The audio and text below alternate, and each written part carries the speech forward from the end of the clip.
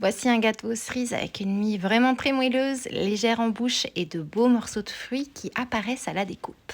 Il n'y a ni beurre ni lait dans la pâte et le glaçage que tu vois sur le dessus est totalement facultatif. Nature, il est déjà très bon, mais cette petite finition à la cerise lui donne évidemment encore un peu plus de caractère. Je commence avec 3 gros œufs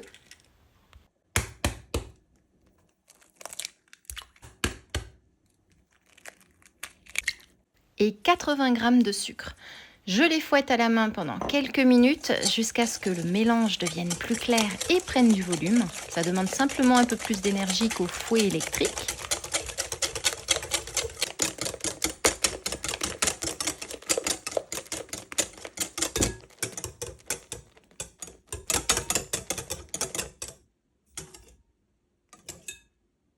Je verse ensuite 130 ml d'eau tout en continuant de fouetter.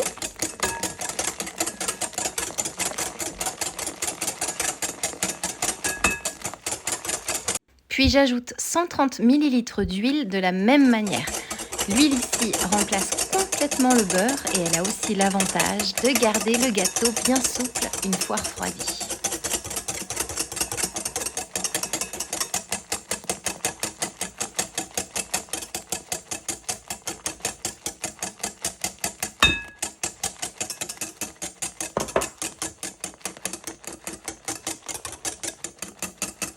J'ajoute maintenant 280 g de farine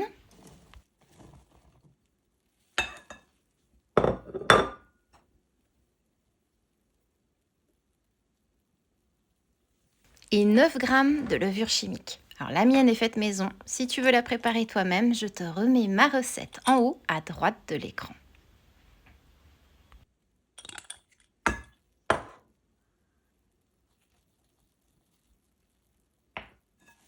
Je mélange assez énergiquement pour obtenir une pâte parfaitement homogène et surtout éliminer les éventuels grumeaux.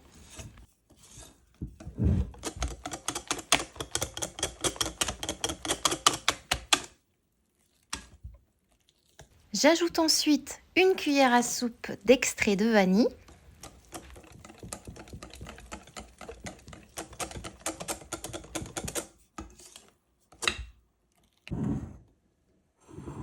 et maintenant les cerises. Alors j'en utilise 150 g que j'ai bien sûr dénoyautées.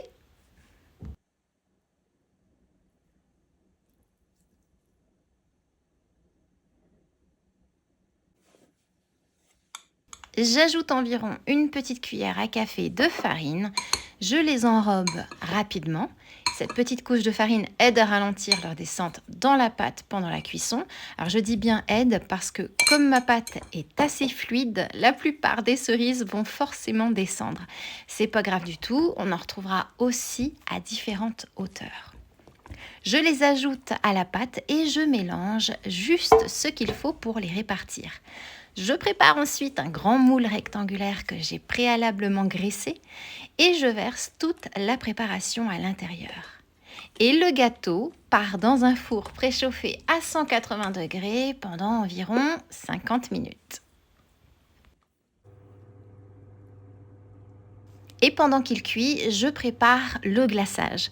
Alors encore une fois, il est complètement facultatif. Si tu préfères servir le gâteau nature, tu peux très bien t'arrêter là. Pour le glaçage, j'utilise 7 cerises à peu près, je les dénoyote et je les écrase le plus finement possible afin d'en récupérer le jus.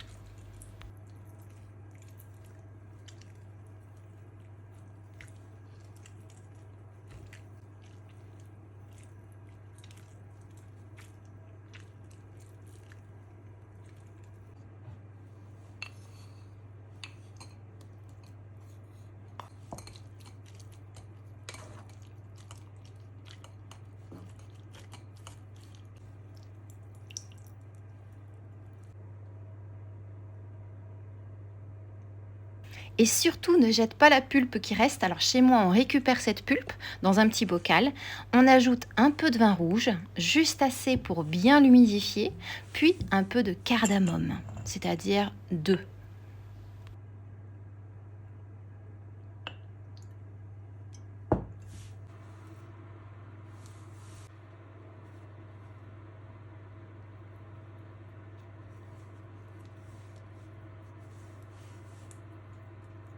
mélange et on laisse reposer toute une nuit au réfrigérateur. Le lendemain, c'est excellent avec du fromage et du pain, mais c'est également parfait avec un pâté maison ou une terrine de campagne.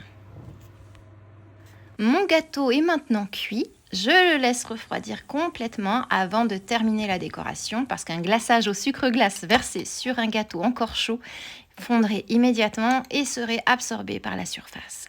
Je récupère le jus de cerise que j'avais mis de côté et je le mélange dans 80 g de sucre glace. Mélange bien, la cerise colore naturellement le glaçage et lui donne cette jolie teinte rosée.